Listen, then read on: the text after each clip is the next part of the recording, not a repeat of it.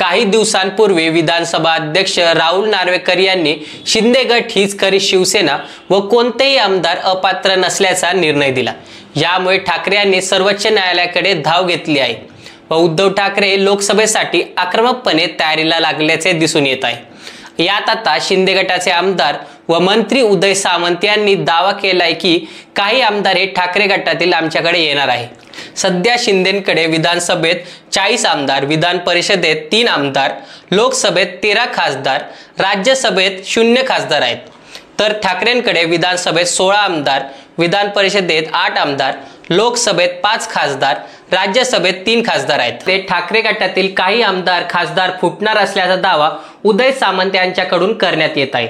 तर आपण पुढच्या व्हिडिओत पाहू नेमकं कोणते आमदार खासदार हे ठाकरे गटाला सोडून जातील व कोणते आमदार हे ठाकरे गटात राहतील। पुढचा व्हिडिओ पाहण्यासाठी चॅनलला सबस्क्राइब करा व बेल आयकॉनला प्रेस करा। व्हिडिओ आवडल्यास लाईक करा व शेअर करा।